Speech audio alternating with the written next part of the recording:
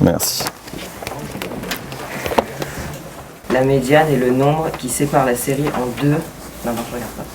En deux séries de noms de même effectif. Ça veut dire quoi numérique dans ce contexte? Alors qui l'aide? Oui. C'est une série avec des nombres? Oui, c'est une série de nombres. Alors pour moi, une classe, de façon très simple, c'est un ensemble d'individus, tout simplement. Mais la complexité, c'est qu'il faut prendre en compte toutes leurs différences. Et c'est là où la réalité du terrain nous frappe. Ils progressent de façon différente, ils ont des limites également qui sont différentes. Et tout le travail de l'enseignant, pour moi, ça va être d'adapter sa pédagogie pour correspondre à un maximum d'entre eux, et en tout cas pour faire en sorte que chacun d'eux progresse. Comme enseignant, je me décrirais plutôt comme un enseignant qui a un bon contact avec les élèves. En fait, j'ai découvert la pédagogie en tant qu'enseignant de tennis, donc c'était un contact tout à fait différent.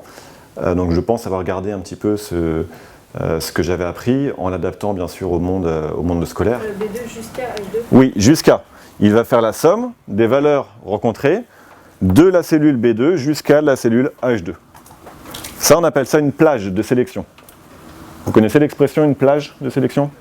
Non, ok, bon, c'est nouveau. Donc la plage ici, c'est toutes les valeurs qui sont ici. Il va les sommer, il va faire la somme, et donc il affiche le résultat dans cette case. J'ai commencé à utiliser le numérique, en fait c'est venu naturellement pour répondre à des besoins.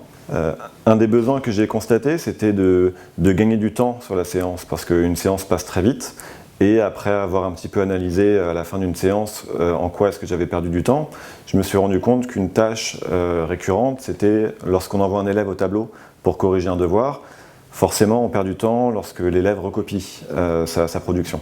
Donc je me suis dit pourquoi pas ne pas utiliser le numérique pour directement projeter son travail, et le temps gagné permettrait ainsi à l'élève d'expliquer et de commenter son travail.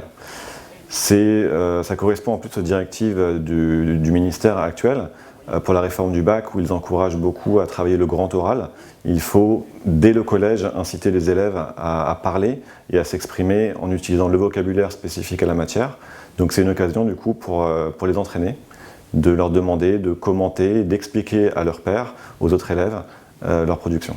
Ce qui donne, donc n est égal à l'effectif total, donc 5 plus 1 qu'on divise par 2, ce qui donne 3, donc ça veut dire que la médiane sera située au 3e rang, donc la médiane des salaires est 1300 €, car il y a 2 effectifs qui sont inférieurs à 1300 et 2 effectifs qui sont supérieurs ou égales à 1300.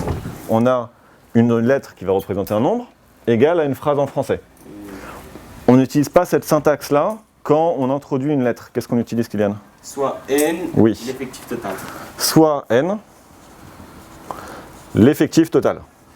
Alors, du point de vue des élèves, ils sont toujours friands de petites nouveautés, de tout ce qui est numérique, en fait. Donc ça donne ce petit peps dans le cours. Et après, pour le passage de l'oral, on se rend compte qu'ils ne sont pas forcément très doués à l'oral, même si certains ont du bagou. Quand ils passent au final devant la classe, ils sont un petit peu désarmés.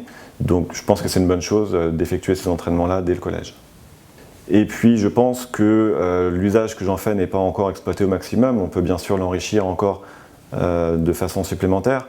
Pourquoi pas enregistrer l'élève lors de son passage à l'oral, pour qu'après, chez lui, il puisse revisionner son passage et le critiquer, avoir une autocritique. Je pense que ça serait une plus-value intéressante. Sur ces moments-là où un élève passe à l'oral pour présenter son travail, on fait toujours après un retour entre pairs, et donc je demande aux autres élèves ce qu'ils ont pensé de la prestation déjà au niveau de la didactique, en termes de mathématiques, et également au niveau de la prestation orale. Et la plupart du temps, ils arrivent à identifier chez leurs camarades ce qui a fonctionné, ce qui n'a pas fonctionné, et c'est très souvent un échange constructif. Ok, qu'est-ce que vous en pensez les autres? Est-ce que la réponse mathématique est bonne? Est-ce que c'est rédigé correctement? Oui, c'est exactement ce que j'attends.